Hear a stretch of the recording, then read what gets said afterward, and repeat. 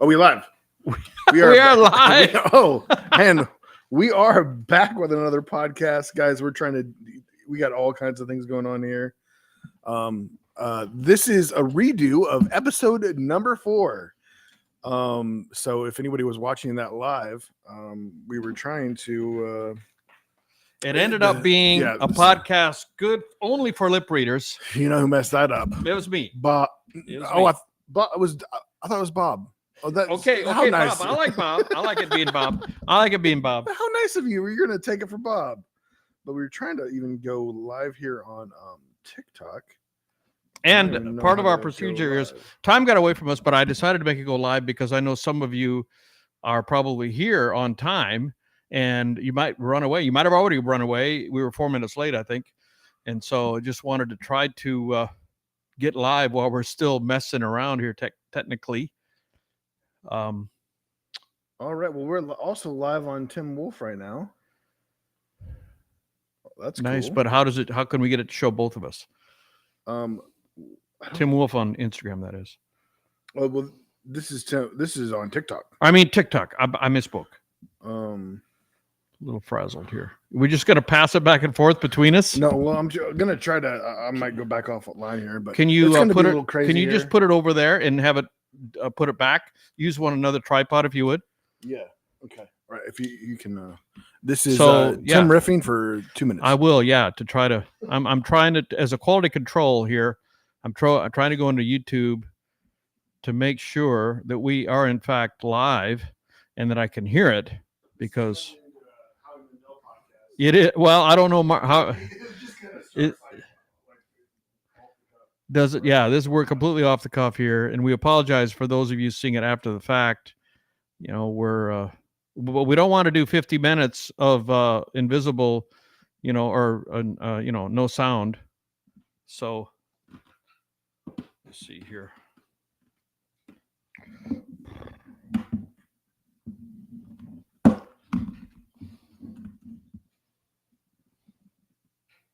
It says live, but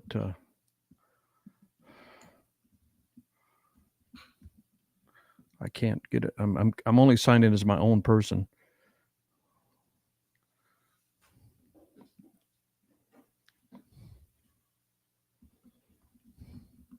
So you're getting an absolute behind the scenes, us trying to work through this and not screw it up and try to go live. That's cool that we're just using so live. I was going to try to use both mics, but is it live now? Yeah. Oh, why did you have to go vertical? I mean, that's the way it does. I mean, I might be able to. Awesome. That is amazing. Good job, man. I mean, that would probably be the best way to do it because that's usually how they are on the phone. Yeah. So we're vertical on TikTok on Tim Wolf. So that is amazing. We're killing it there.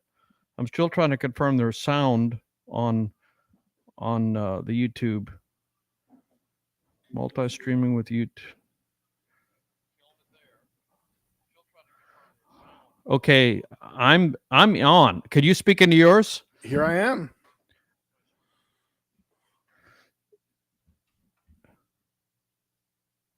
Okay, I'm on. Could you speak into yours? Here I am.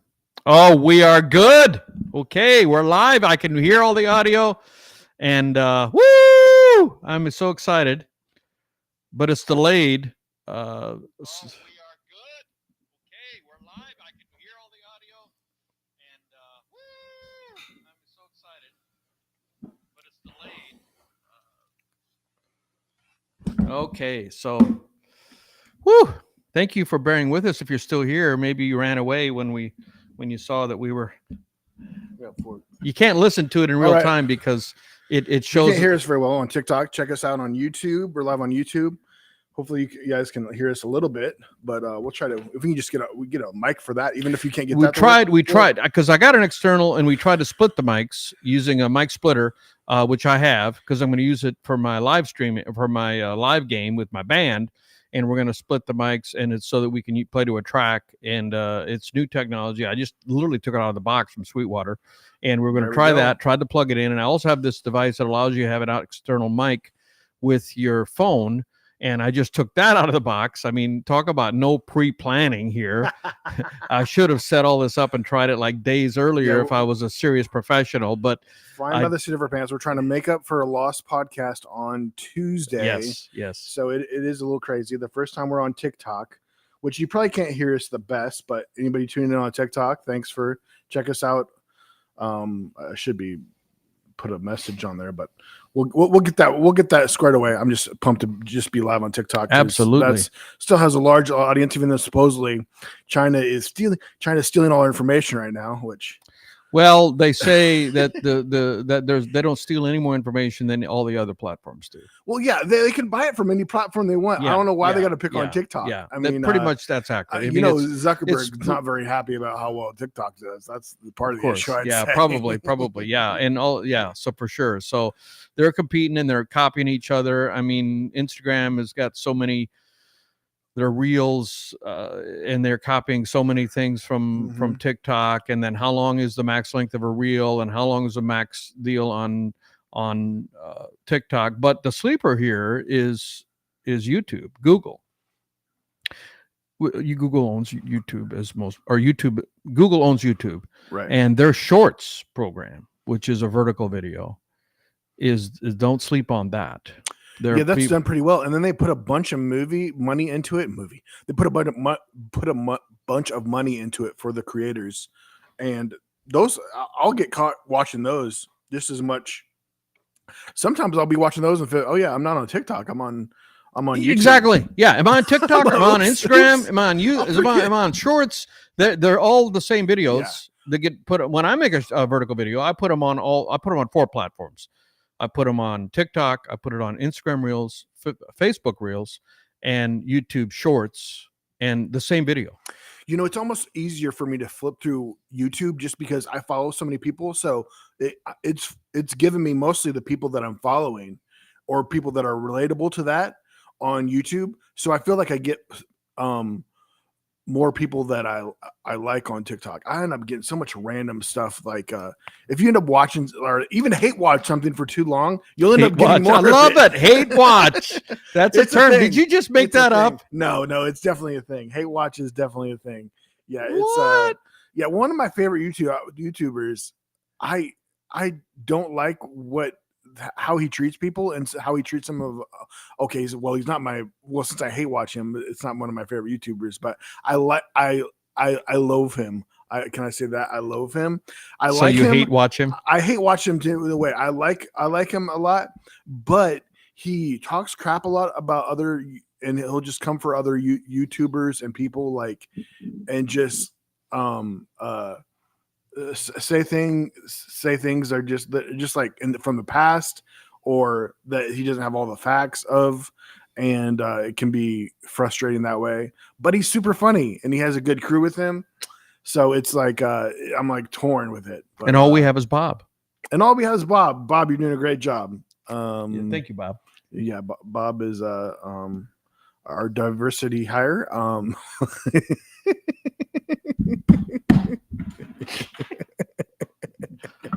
Because he's one of the invisible ones. Yeah, he's an X-Men, and that's definitely a diversity hire. Yes, I live in the comic book world. But yes. Speaking of which, you won't care about this, but I'll mention Robert Downey Jr. is coming back as now a villain. Which I knew about that. Yeah, I saw that. So yeah. I mean, he which will be interesting. I mean, either way, it's pumped. It's so good to have him back. I mean, really, Doctor something. Marvel fell off ever. I mean, with the biggest Doctor something. Yeah, Doctor Doom. Yeah. Doctor Doom. So I saw that of the 4 Fantastic Four. Yeah. So did I have this conversation with you or with my buddy Jimmy? Because I do not follow that comic book world at all. I mean, zilch. Right. So I had no knowledge about it, and I saw a headline that he was coming back. I like him for what I know of him because he's like a redemption story. I love a good redemption story. You know, he alcohol. Yeah, he was arrested a number of Everybody times. had written him off, didn't they? as an actor. Big comeback. I mean, and he was actually old. He was middle-aged. Was he like 40 when he came back? I mean, which is like ancient for youth obsessed Hollywood. Am I right? He was a little older? Yeah, he was in his 40s. He the first Iron Man, he was in his 40s, and I mean, like, he is. I can't imagine anyone else playing Iron Man character. I mean, he is just like he's. I feel like the only person that could kind of fill him in, and it was Deadpool. And Deadpool's usually rated R, so they try to make a lot of these movies PG-13. And I mean, ever since they killed off Iron Man, they lost Robert Downey Jr. So now they're bringing him back for these at least 2 movies, I guess. And it'll be interesting what they do with that and how they're telling that story. They got the multiple dimensions and all that, and which is fun. But like, when you lose, it started off with such a bang with Iron Man 1, and it just continued going. And the only big gigantic bump that there's been along the way is probably Spider-Man, and he had a good relationship with Iron Man, and like once Iron Man, it just kind of made everything droop. And then they had these different series where they're trying to push these different characters, and just the storylines were weak, but then the characters weren't as strong because, man, you had such strong characters. But there is a movie coming out this weekend that we need to see. M. Night Shyamalan's new movie. You know, you've been talking about it, and you showed me. They've been advertising this a long time. It seems to me we were on the cruise in April. Yes, you showed the trailer. The trailer, yes. How long do you promote a movie? That seems like a very long time to be putting out trailers and advertising. Dude, I mean, I know of Pixar putting even just a small teaser out. This is August already. Sometimes April, 2 May, years in advance. June, July. That's 4 months ago. Yeah, that's they'll do it a year out easily. A lot of times. I remember a build Pixar movie. Yeah, build the suspense, get people thinking about it, talking about it. And then too, I mean, with YouTube nowadays, you get millions. You're making money just off the trailer. There'll be commercials before the trailer. Yeah. Sure. So they're making, they can make some millions just off the trailer. So this M. Night Shyamalan, which everybody knows, Sixth Sense, of course, Unbreakable. Nobody saw that coming. The Sixth Sense. The Bruce Willis character. Yeah, the Bruce Willis character was actually dead. Says, "Oh, so like, come on, shut up." Nobody saw that. Nobody saw that. That was amazing. He was the one of the originals, and of course, I think his big inspiration was Alfred Hitchcock, which made sense. And he always does his little cameo, which is definitely Alfred Hitchcock inspired.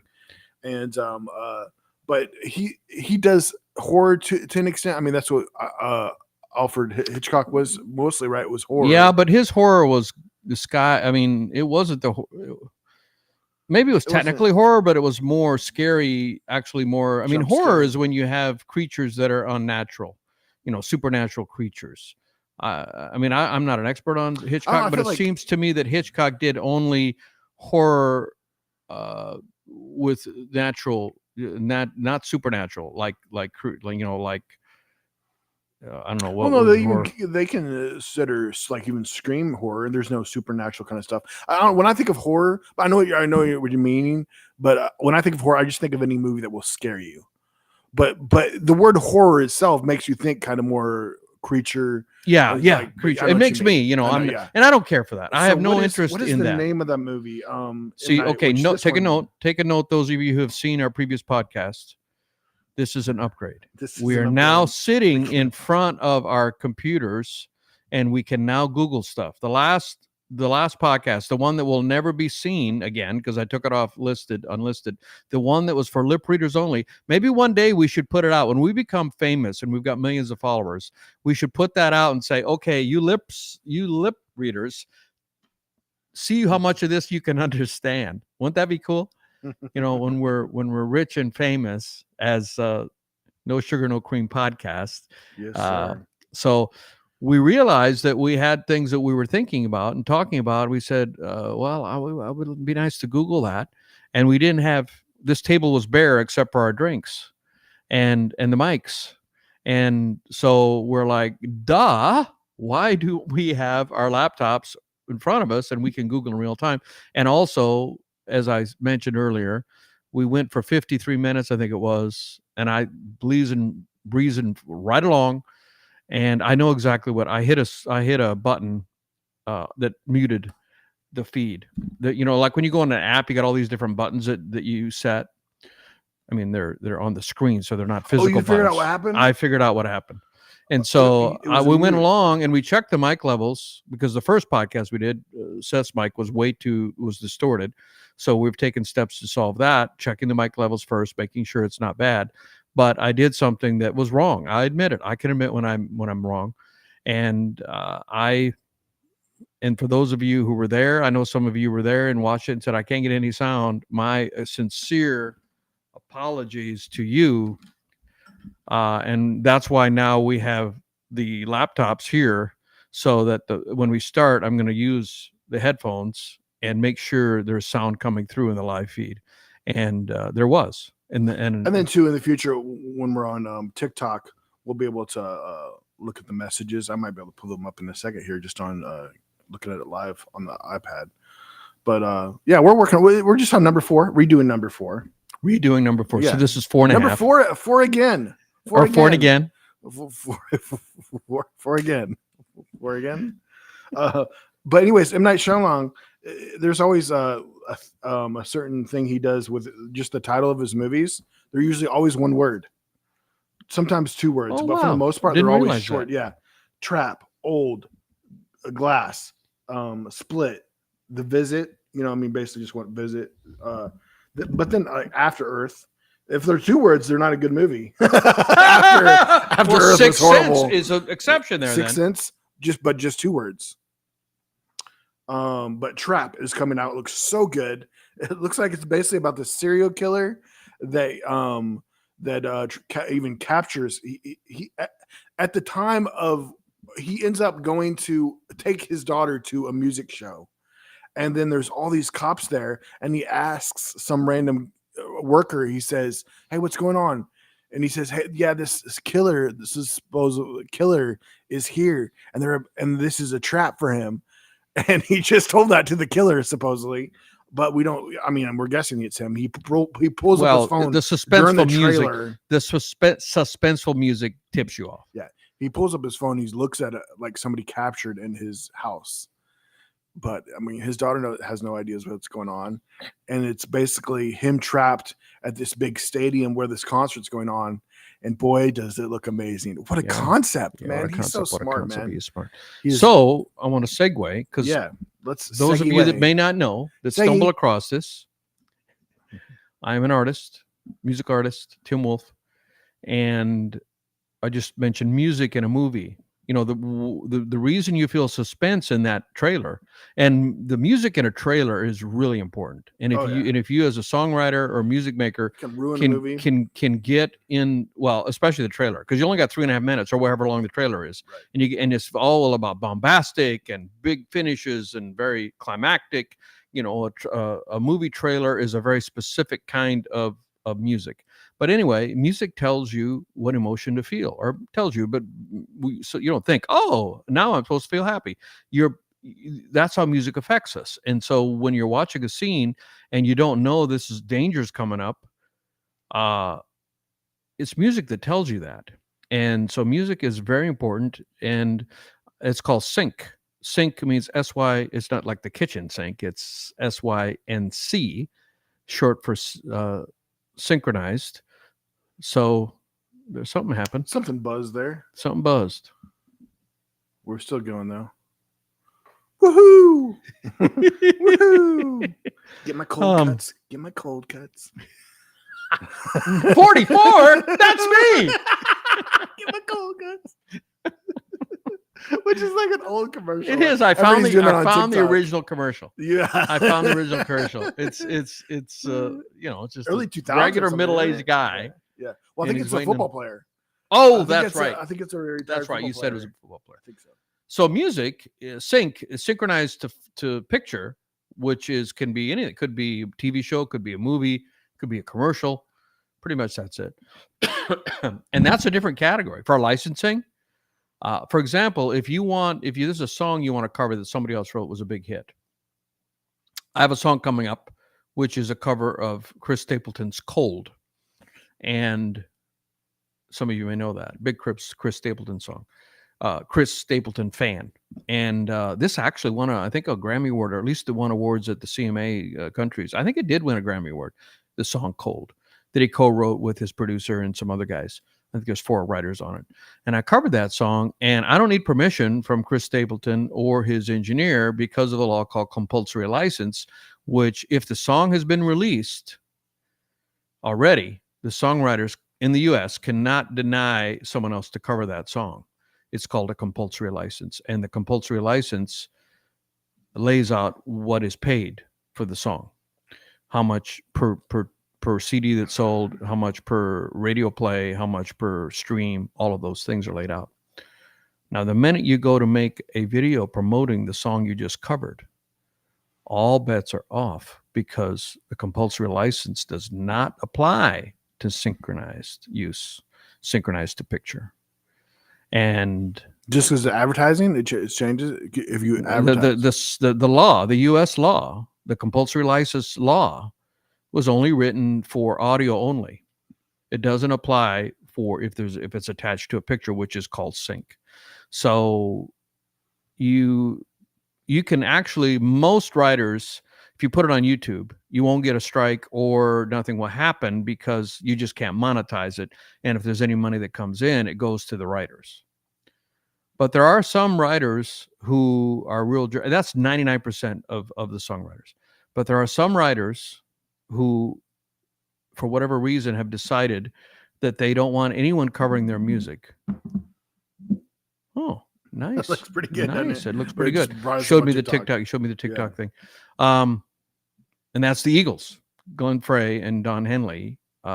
They do not allow you to do any synchronized. So if you cover a song, and I covered the Desperado I didn't know there was song. that much trouble with just doing a cover. Yeah, well, or at least to make money from it, right? I mean, somebody just posted. Well, YouTube, okay, right? you can make it. Okay, if you just put it on streaming, you can, the company that you use to put it on, the DSP it's called. I use DistroKid. There's CD Baby. There's some other ones. I think Symphonic. There's Two Loss, which is a new and up and coming one that actually upload the music for you, and you pay like $30 a year or $50 a year to have access to DistroKid, and they take care of it all. I use DistroKid, so upload a song, and there's a bunch of boxes you check when you upload it. Did you write this song? Yes. Are there any co-writers? Yes. Name them. What is the breakdown? Did you write this song? No. Okay, so then this is a cover, but don't worry. We will get the license for you, but it'll take 2 weeks, probably up to 2 weeks. So DistroKid takes care of that license, but that is not for sync. That is only for streaming. And if you want to put it on a CD, you have to apply for a compulsory license. It has to be granted. It's procedural. Nobody can deny you if you fill out the paperwork and do it. But if you're going to put it on a CD and sell CDs, you need to have that license to put it on a CD. And then you have to, every quarter, every month, you have to send in 9.1 cents per song per CD. That's the law. And but if you want to do a synchronized, if you want to put a video to it, technically you need a license. But almost all writers, because I've done a lot of covers, I've done a video and put it on, and you get no strikes, because you can get strikes. And 3 strikes, and then they may ban your page. You do things that they don't like. I feel like there's a song right there. I could cover your song, but I don't want the headache. Da, da, da, da, da. Yeah, so it's so much trouble. My head is pounding. All the covers that I've done, but no problem. You just get a message from YouTube, because YouTube's got a very, very good algorithm where they can detect the song immediately. You upload it, and it's uploaded to YouTube before you make it go live, because you got to enter all the stuff. You enter the description, you enter the keywords for search, all these things. It takes you 5 or so minutes. In that 5 or so minutes that it takes you to do that before you hit live, and it's on the channel, they've already analyzed it, and they know if it's a cover or not. They know that. Their algorithm will pick that up, and they'll say this song is a cover and you cannot monetize it, but no worries. We will not penalize you, because any money made from it will go to the actual writers. That's YouTube on most, and that's 99% of the time, except if it was written by Don Henley and Glenn Frey. then it's like, you cannot use this. It will be taken off. I have an interesting question for you. How many years have you lived in Nashville?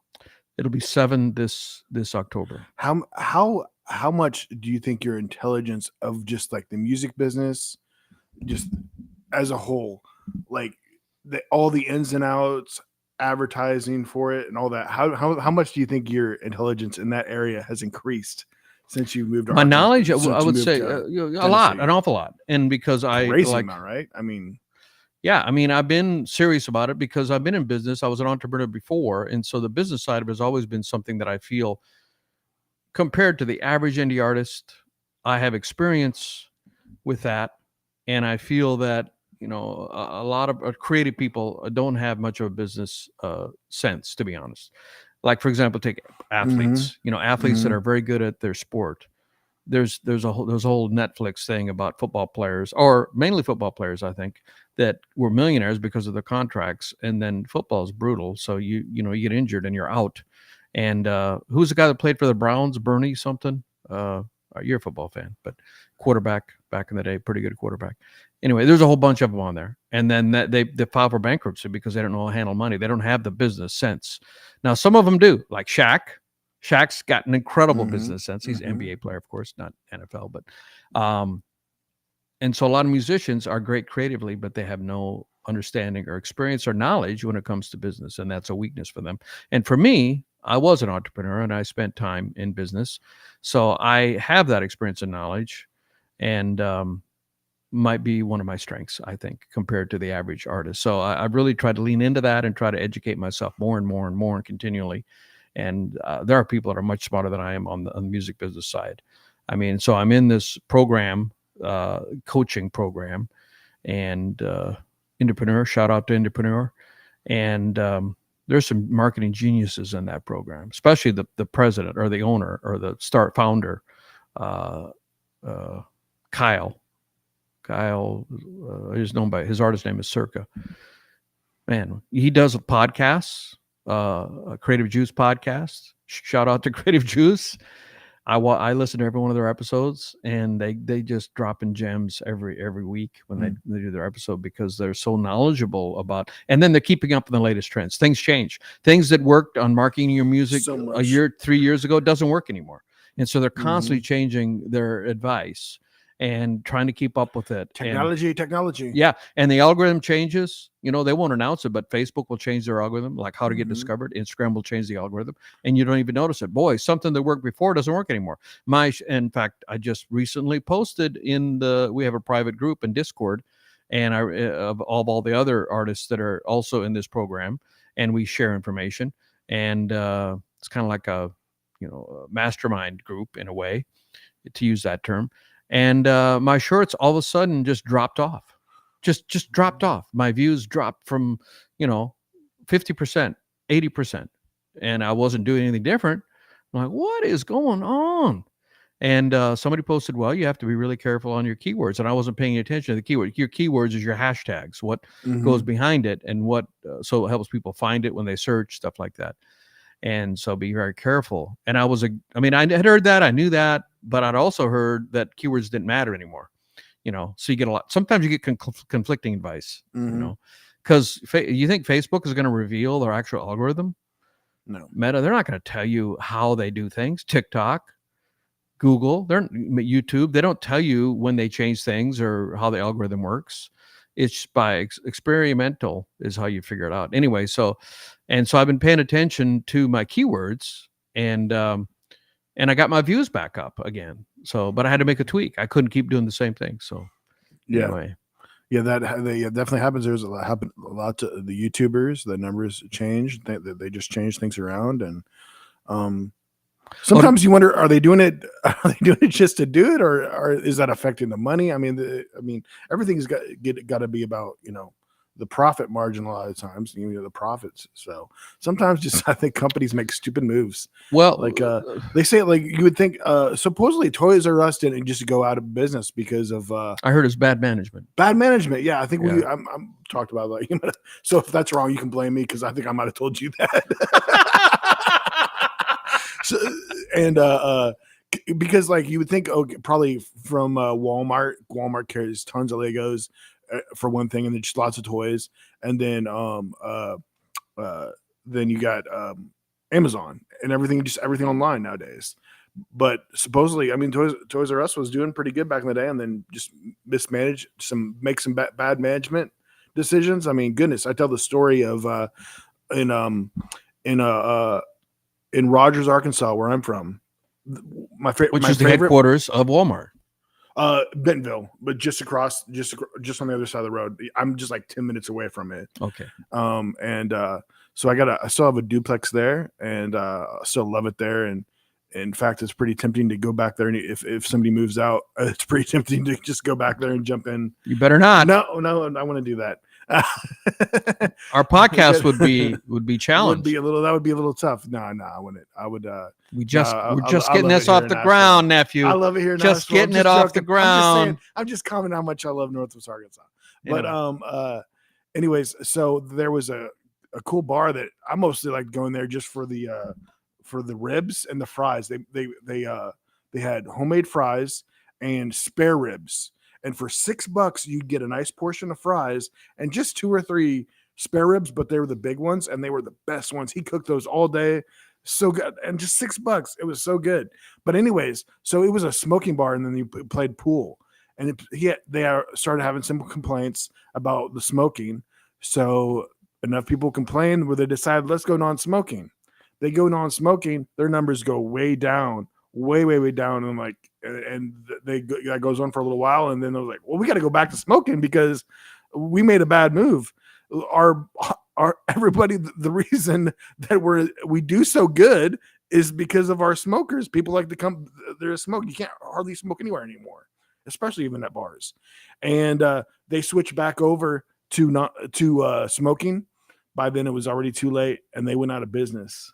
And that was like one of the best bars in little spot to play pool. It's the habits. Mm-hmm. You get into a habit, and or you just listen. You think you're listening to just a few, like people. That could be people getting in your ear, and you're seeing that. You think that's the majority. Oh, it's smoking. Oh, yeah, it's smoking. So, no, most of your customers are all smoking. And if people come in there and complain about it, I mean, they're still coming there. But yeah, that's interesting. Usually the people that are complaining are such a small. They never tell you how many people. The most vocal ones, those are a minority. The vocal minorities. It's such a small minority. A lot of like people, like you got these crazy people over that are doing the no oil thing. That's a small amount of people, but they're making no oil. They're doing the they're like stopping traffic. Petroleum. Well, what kind of oil? You're talking about cooking oil? Petroleum. Oh, okay. Don't drill any oil. Okay. Yeah, they don't want people to drill for oil. Okay, I got you. Okay, would destroy the world's economy. But anyways, and they will do crazy things like stick their hands, just do the stupidest things imaginable, and destroy traffic. But it's a small amount of people. But those small amount of people get the media because it's like entertaining. The squeaky wheel gets the grease. Yeah, and they get all the attention they want. So somebody got like 4 years though, and people are complaining they're making a for impeding traffic because they ended up people lose their lives. People can't get there's people that lost their lives because they couldn't get to the hospital and stuff. I'm like see that's why they protect these people and not clear the road right away. Like, I mean, just run them over. Gosh, it's so stupid. Like you're just making your people hate you more and more. When they think of you, they think negatively. I went and bought more gas for no reason. I wasn't even driving my car at the time. There's a soundbite for you. Well, you can be like your dad, and my dad and used your to do dad, this. he got it from me. Where my dad was, Stock up on the gas. Here my dad had all this ag land that he bought, and so he wasn't struggling at all financially, but he lived as if he was on his last dime. And if there was money to be made by coupons or anything like that, he would. Another dad story. It seems like this podcast is all about stories about my crazy dad. They're the best ones. They're the best ones. You know, he had this credit card game where the local AAA, and I'll get back to the gas thing. The local AAA would sell you traveler's checks on my credit dad cards. taught him that trick. Your dad taught him that trick. Yeah. Oh my gosh. Because he could do it to a more extreme level. He could buy more. He had more credit cards. So my dad, because of his assets, he had $100,000 in credit cards. So he goes to the local AAA and buys $100,000 of credit cards every day of traveler's checks every month, interest, and or use them for. He had an operating line because he was an operating farm, and you have an operating line, so you have a balance because you have to buy inputs, you have to buy seed, you have to buy chemicals, all that sort of thing. And so you could decrease your operating line. I mean, he was running an actual business, and he's running kind of like a line of credit in a way, then too. Kind of like a line of credit. Yeah. And so you go the day. So a credit card always has a closing date, right? When your statement ends, and he would take that date. So if it was it's never on the first of the month. Let's say it was on the first of the month. The closing date was the first. So on the second, he would go in to the AAA and buy $100,000 worth of traveler's checks. The problem was, the biggest denomination they had were $20 ones. Oh my gosh.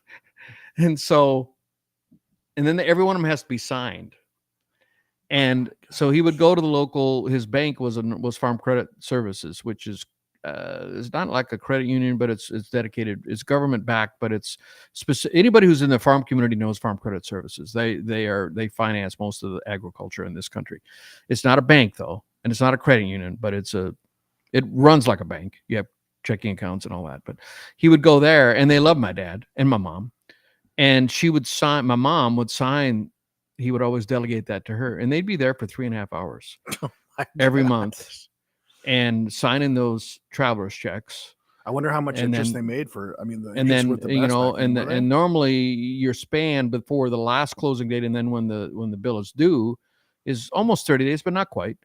And back then, the U.S. Postal Service was a lot more reliable. If you mailed it, you're pretty sure it was going to get there within 2 days. You know, maybe wherever the place it would have to be. My dad would mail it on the last day, and that he knew it would get there. And then so he'd have the float of that money, and then the check would have to clear. So he'd have the float of that money for almost 30 days, and then he'd get a new batch. He might have to cover the balance for a couple of days, because that check, depending on if it was only a 25-day sequence, it depended on the gap. You had to have enough credit to do it. You couldn't do it if you didn't have enough credit, because it might come due, the check might come in. But meanwhile, you pay off your balance. And he did that for years and years and years and years and years. And to me, my time is worth something. When I think of what I'm going to do something, my time is worth a lot of money. And so I try to save time, and I realized how much time that takes, and I don't have the patience, or it's not worth it to me to spend all that time to save. You know, at the end of the day, how much are you saving in the interest? I mean, yes, it's $100,000.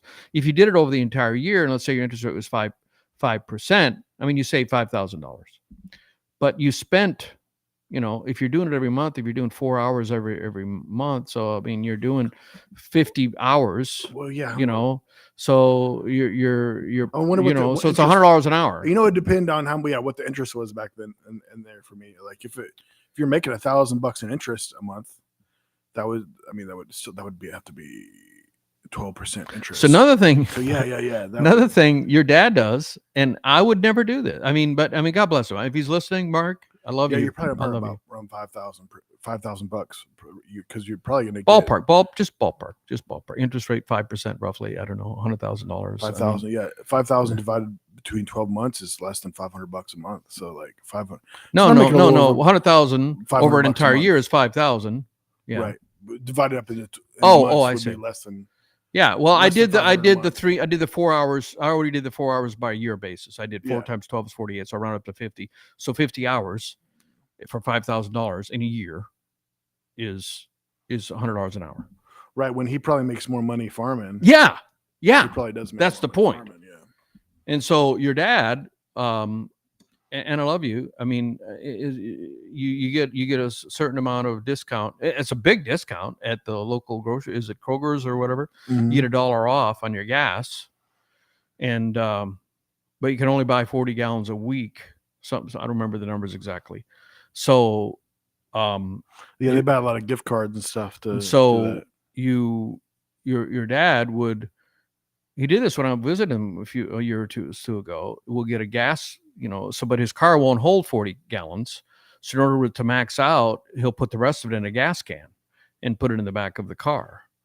And my dad used to do stuff like that. I mean, if diesel was cheap in a certain place, a lot of diesel on the farm, he would go and fill up, cans and put them in the back. And his car always stank. Diesel has a horrible stink, Tried it one time.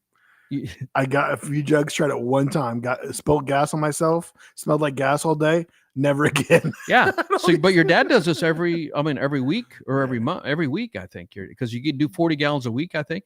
And your dad does that. Yeah. But I couldn't smell any gas in his car. So maybe he's got a he does a good job. And then he puts, I think, plastic down, but I think, he has a couple in there, but I think for the most part, he's able to just like fill up the car, and then he'll fill up my brother's car or something too, maybe even. So he's saving $1 a gallon. That's $40.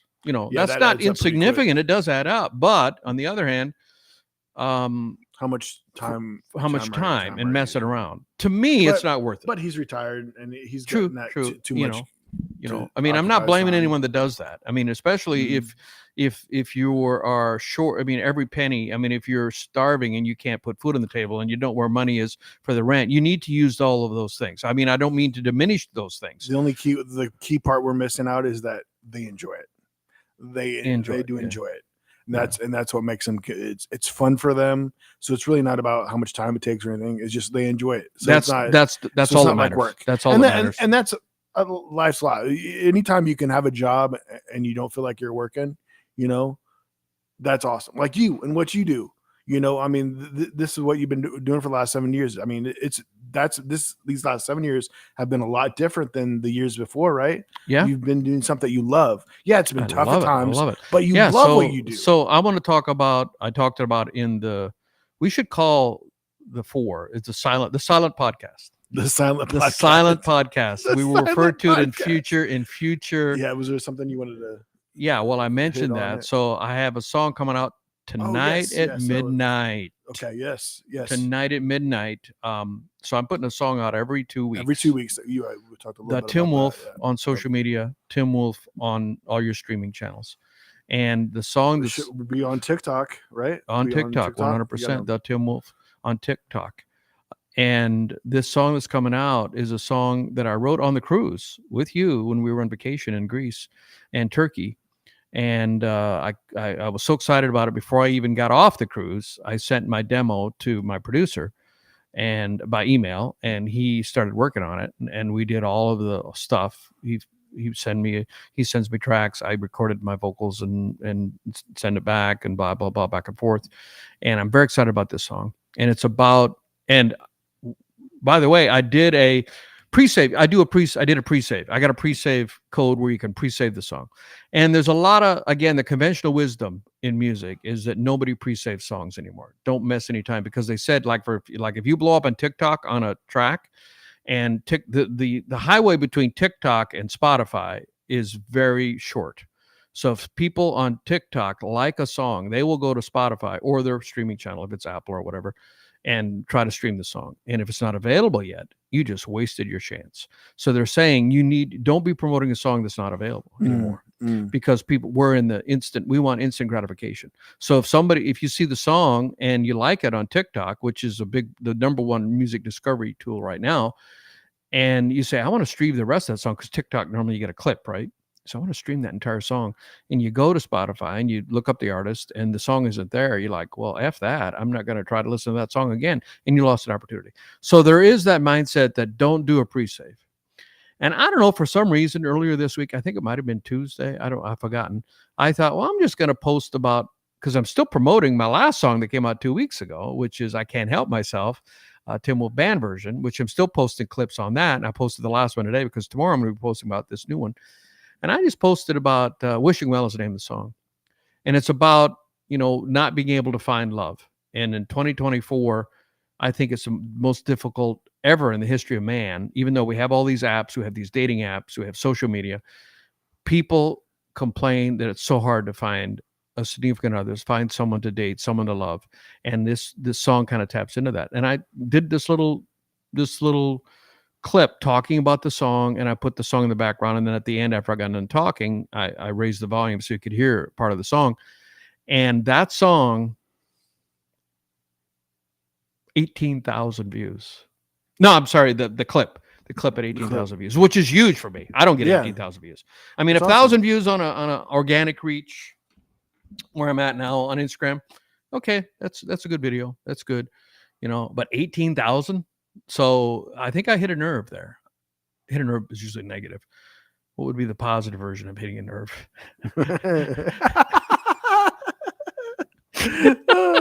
That's funny. Trying to use hit a nerve in a positive, hitting nerve in a positive nerve, way. yeah. I think. Well, hold on here. Let's think about this. We might be able to invent hitting a nerve. Hitting a nerve.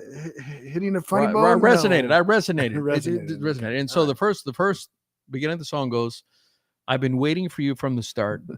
My feverish imagination saw your face in the crowd too many times to count." And that's the first part of the first verse. And some people, and then it goes wishing well. Tell me it's not too late for love. Tell me the wishing well isn't all dried up. And one person put a comment, yeah, my penny for the wishing well has been lost, so I don't have any pennies to put in the wishing well or whatever. Because typically you're supposed to throw a coin or a penny in the wishing well. Right. So that's a song that's coming out tonight at midnight. And then I have a new song that is going to be coming out. I got a producer who's working on it, and I'm so excited about this one. It's going to be coming out. It's called Stephanie, and I'm excited about that. Yeah, you know who you are. Stephanie. You don't know. Yes. So, which I basically named, didn't I? Can I say I named that? No, you didn't. I hope you come up with that. No, I didn't. What?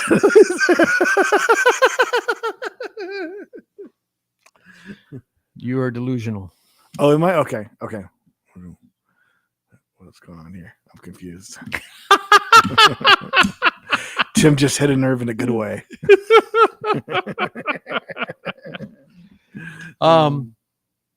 So that'll be coming out. And then in 2 weeks, I got a song called Cold, which I mentioned earlier, which is a cover of Chris Stapleton song. Very excited about that. I think that won a Grammy, as I mentioned in my cover of that. And so I haven't finished the production on Stephanie yet, but Stephanie. Yes.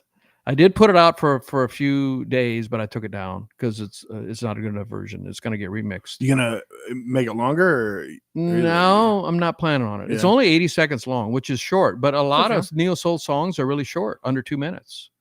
Because Spotify pays the same. Yeah, it should be longer. I mean, I know it should be longer, but that's all I wrote, and it's got one verse and 2 choruses. Which is, that's the hit of the summer. It's not as short as the shortest song ever. This is the shortest song ever. I've not heard of that. I just came up with it. There's a shorter song, though. The song of the summer was called $1 Million Baby by Tommy Richmond. And it's got two choruses and 1 verse. Or a chorus versus. Is that related to the movie $1 Million Baby? I don't think so. Maybe called $1 Million Baby. I think most people are familiar with $1 Million Baby. If they heard it, they would know it. I mean, it's basically been ubiquitous. It's been everywhere. Oh yeah. Tommy Richmond blew him up, made him a big deal. Expensive baby. That baby was born in the very expensive hospitals of America. That's $1 million. I mean, you're already costing what, 10 grand when you come out, already in debt, 100,000. America. Where are we at time wise, buddy? Yep. It's about that time. Yeah, we're over 45 minutes. Any final words of wisdom? I don't want to give you my last one, so I probably shouldn't say it, because that's the only one I can think of. So that could be my last great thought. No, just keep swimming as the little fish he said in Finding Nemo. Just keep swimming. I love that. Yeah. I absolutely love that. Yeah. What a great closing. Especially if you're in the middle of the ocean and there's nothing around you and you have nothing to hold on to, just keep swimming. I'll say, so here's some housekeeping items. That was awesome, Seth. Let me get my broom. So I'll just be back here cleaning things. We're going live on Tuesday, and I believe based on the preliminary quality control, this should be not a silent podcast because I could hear us. So I believe this is a good podcast. So we'll leave it up and we'll put it on Spotify. 4 is successful. I think it. Number 4 is successful. Should be successful, and we'll go live again for number 5 on Tuesday. How exciting! I am excited. Yeah. I am already there. I am already in the future. I am thinking about the podcast. I am enjoying the podcast. Oh no sound. And another deal is we are going to have merch. We have designs. Oh, if we were really sophisticated, we could have put them on the camera or put them on the screen. We're not that in the future. In the future, we'll have ability to screenshots of the merch. So we have 4 different designs that the designer sent back, and they're not complicated, but rather simple to the point designs. Simple to the point. And so this is the part of the podcast where Tim talks and I just sing everything he says. We should do that every podcast. Every podcast. So, if you like what we're doing and you want to represent, we will have merch and we will let you know when you can buy it. It'll be on my Shopify store. We'll let you know unless we forget. There's a good chance we forget. Thanks for watching the podcast, guys. We love you very much and see us next time. That's a wrap.